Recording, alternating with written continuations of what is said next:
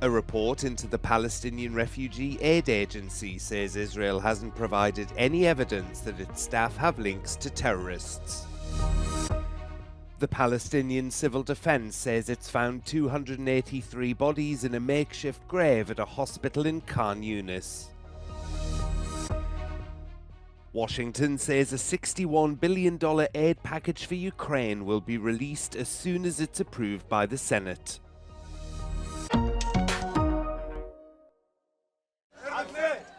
A review into the UN Humanitarian Agency for Palestinian Refugees, UNRWA, has found that Israel hasn't provided any evidence to support its claims that hundreds of its staff have links to terrorist groups. The panel, led by former French Foreign Minister Catherine Colonna, also said that Israel hadn't expressed concerns about anyone on UNRWA staff lists in the Palestinian territories since 2011. Regularly sharing the list of employees, digitalized with some details of the employees, with host countries and with Israel. It works well in some countries, less with Israel. In the past years it could have been better, but in the very recent times this is affected, of course, by the global atmosphere. The 48-page report said UNRWA has robust procedures to uphold the UN principle of neutrality, and that the agency routinely shares lists of staff members with host countries, including around 13,000 staff working in Gaza. The review was carried out after Israel claimed that a dozen UNRWA employees had participated in the October the 7th Hamas attacks on Israel. Those allegations led to around 15 countries cutting funding to the agency, creating serious humanitarian challenges for the 2.3 million people in Gaza who often struggle to access food, water and shelter.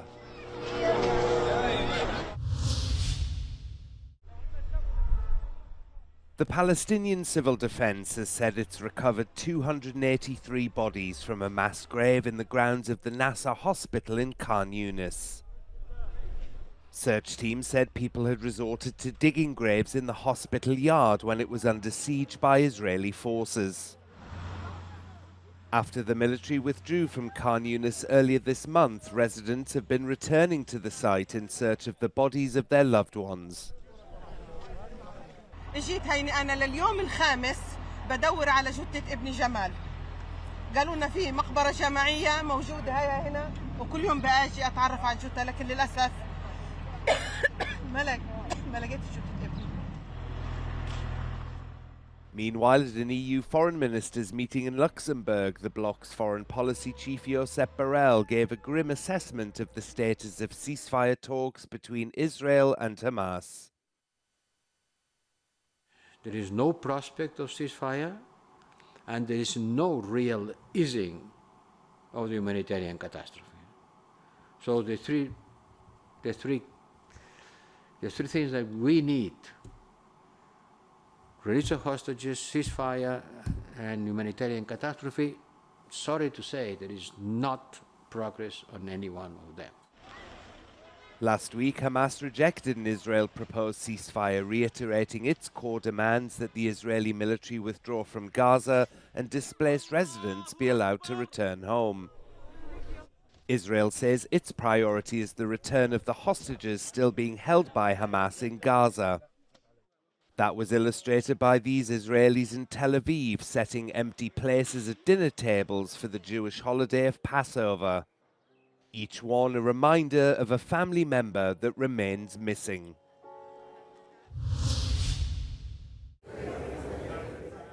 US President Joe Biden has told Ukraine's President Volodymyr Zelensky that a $61 billion military aid package will be released to Kyiv as soon as it's approved by the Senate. In a phone call a day after the package was approved by the House of Representatives, Biden assured Zelensky that US economic assistance would help maintain financial stability and rebuild critical infrastructure.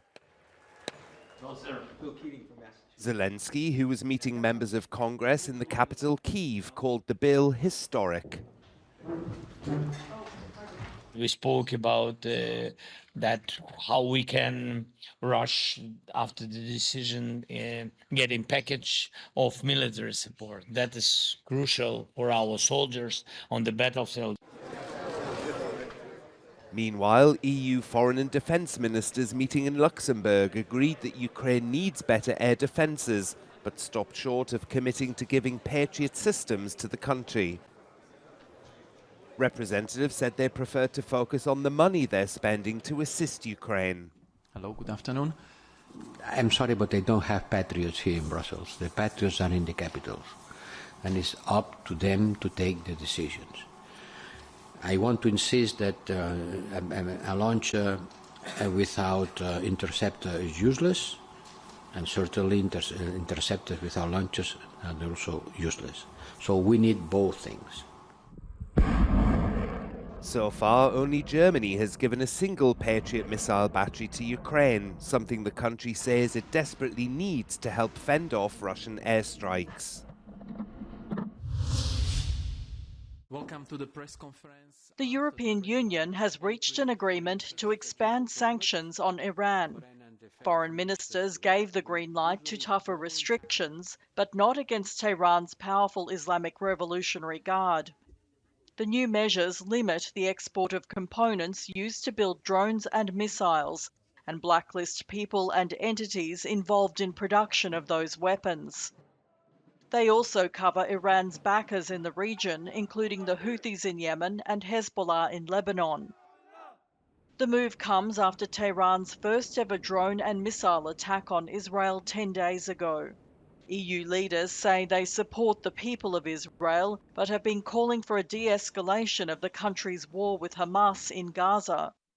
The EU has already imposed sanctions on Iran over its supply of drones to Russia, human rights violations, and attempts to establish a nuclear program. Germany's Party of European Socialists lead EU elections candidate Nicolas Schmidt is in Berlin for talks with the Social Democratic Party's candidate Katharina Barley. Schmidt says he wants to strengthen democracy in Europe from the inside out. Ja, diese Wahl, jede Wahl ist wichtig, aber wenn wir uns herum schauen und den allgemeinen Kontext mal sehen, dann ist diese Wahl schon eine sehr bedeutende Wahl. Eine Art von Richtungsentscheidung, eine Richtungswahl, nicht nur international gesehen, sondern auch intern, wo Europa eigentlich hingehen soll. After much debate in Germany, people from 16 years of age will be allowed to vote in the June elections and have their say on who will lead the European Union for the next 5 years. TikTok Lite is facing suspension in the EU if the company can't address concerns about the addictive effect on children of its rewards program. It's a key feature of TikTok Lite, which launched in France and Spain this month. It allows users to earn points for liking content and following creators. But the European Commission says the app was launched without submitting a risk assessment report. TikTok has until Wednesday to present its case before the Commission decides on whether to go ahead with the ban. US President Joe Biden has told Ukraine's President Volodymyr Zelensky that a $61 billion military aid package will be released to Kyiv as soon as it's approved by the Senate. In a phone call a day after the package was approved by the House of Representatives, Biden assured Zelensky that US economic assistance would help maintain financial stability and rebuild critical infrastructure. Zelensky, who was meeting members of Congress in the capital Kyiv, called the bill historic. We spoke about that how we can rush after the decision getting package of military support. That is crucial for our soldiers on the battlefield. Meanwhile, EU foreign and defence ministers meeting in Luxembourg agreed that Ukraine needs better air defences, but stopped short of committing to giving Patriot systems to the country. Representatives said they prefer to focus on the money they're spending to assist Ukraine. Hello, good afternoon. I'm sorry, but they don't have patriots here in Brussels. The patriots are in the capitals. And it's up to them to take the decisions. I want to insist that a launcher without interceptor is useless, and certainly interceptors without launchers are also useless. So we need both things. So far, only Germany has given a single Patriot missile battery to Ukraine, something the country says it desperately needs to help fend off Russian airstrikes. Italian women have staged a protest outside the Senate in Rome in defense of their right to an abortion. On Tuesday, senators will vote on a post-COVID recovery bill that contains an amendment to allow maternity support groups into abortion counselling centres. Activists say this would allow access to pro-life groups. But the government says the amendment isn't changing Italian abortion law and merely raises awareness among women going to counselling centres.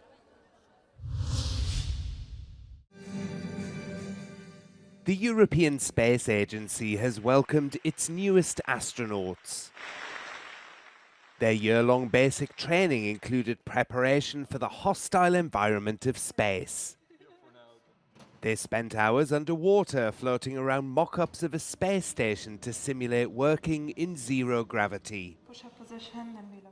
All 5 have been added to the ESA's astronaut corps, eligible for missions to the International Space Station.